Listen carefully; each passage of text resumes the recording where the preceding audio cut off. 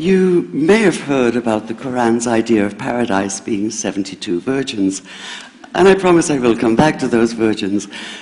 But in fact, here in the Northwest, we're living very close to the real Quranic idea of paradise, defined 36 times as gardens watered by running streams. Since I live on a houseboat on the running stream of Lake Union, this makes perfect sense to me. But the thing is, how come it's news to most people? I know many well-intentioned non-Muslims who've begun reading the Quran but given up, disconcerted by its otherness. The historian Thomas Carlyle considered Muhammad one of the world's greatest heroes, yet even he called the Quran as toilsome reading as I ever undertook, a wearisome, confused jumble.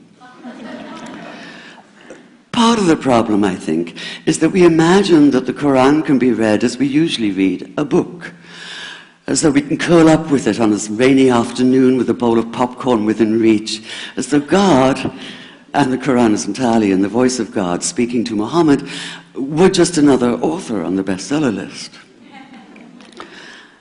Yet the fact that so few people do actually read the Quran is precisely why it's so easy to quote, that is, to misquote. Phrases and snippets taken out of context in what I call the highlighter version, which is the one favored by both Muslim fundamentalists and anti-Muslim Islamophobes. So this past spring, as I was gearing up to begin writing a biography of Muhammad, I realized I needed to read the Quran properly as I could, that is. My Arabic's reduced by now to wielding a dictionary, so I took 4 well-known translations and decided to read them side by side, verse by verse, along with a transliteration and the original 7th century Arabic. Now, I did have an advantage.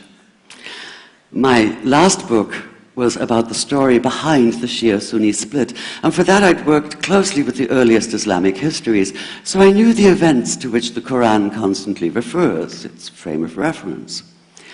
I knew enough, that is, to know that I'd be a tourist in the Quran, an informed one, an experienced one even, but still an outsider, an agnostic Jew reading someone else's holy book. So I read slowly. I'd set aside 3 weeks for this project, and that, I think, is what is meant by hubris, because it turned out to be 3 months. I did resist the temptation to skip to the back where the shorter, more clearly mystical chapters are, but every time I thought I was beginning to get a handle on the Quran, that feeling of, I get it now, it'd slip away overnight, and I'd come back in the morning wondering if I wasn't lost in a strange land. And yet the terrain was very familiar. The Quran declares that it comes to renew the message of the Torah and the Gospels, so 1/3 of it reprises the stories of biblical figures like Abraham, Moses, Joseph, Mary, Jesus. God himself was utterly familiar from his earlier manifestation as Yahweh, jealously insisting on no other gods. The presence of camels, mountains, desert wells and springs took me back to the year I spent wandering the Sinai desert. And then there was the language, the rhythmic cadence of it, reminding me of evenings spent listening to Bedouin elders recite hours-long narrative poems entirely from memory. And I began to grasp why it's said that the Quran is really the Quran, only in Arabic. Take the Fatiha, the 7-verse opening chapter that is the Lord's Prayer and the Shema Israel of Islam combined. It's just 29 words in Arabic, but anywhere from 65 to 72 in translation. And yet the more you add, the more seems to go missing. The Arabic has an incantatory, almost hypnotic quality that begs to be heard rather than read, felt more than analyzed. It wants to be chanted out loud, to sound its music in the ear and on the tongue.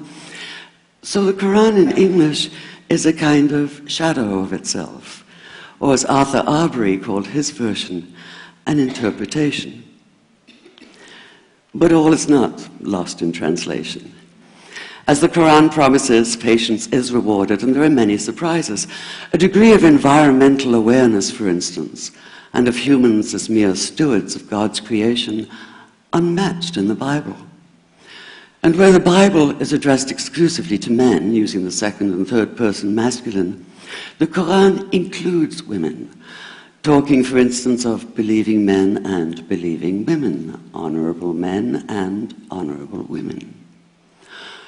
Or take the infamous verse about killing the unbelievers. Yes, it does say that, but in a very specific context. The anticipated conquest of the sanctuary city of Mecca, where fighting was usually forbidden. And the permission comes hedged about with qualifiers. Not you must kill unbelievers in Mecca, but you are allowed to, but only after a grace period is over. And only if there's no other pact in place. And only if they try to stop you getting to the Kaaba. And only if they attack you first. And even then, God is merciful, forgiveness is supreme, and so, essentially, better if you don't. This was perhaps the biggest surprise. How flexible the Quran is, at least in minds that are not fundamentally inflexible. Some of these verses are definite in meaning, it says, and others are ambiguous. The perverse at heart will seek out the ambiguities, trying to create discord by pinning down meanings of their own. Only God knows the true meaning. The phrase, God is subtle, appears again and again. And indeed, the whole of the Quran is far more subtle than most of us have been led to believe, as in, for instance, that little matter of virgins and paradise. Old-fashioned Orientalism comes into play here. The word used 4 times is huris, rendered as dark-eyed maidens with swelling breasts, or as fair, high-bosomed virgins. Yet all there is in the original Arabic is that one word, huris. Not a swelling breast or high bosom in sight. Now, this may be a way of saying pure beings, like in angels, or it may be like the Greek kos, or kore, an eternal youth. But the truth is, nobody really knows, and that's the point. Because the Quran is quite clear when it says that you will be a new creation in paradise, and that you will be recreated in a form unknown to you, which seems to me a far more appealing prospect than a virgin.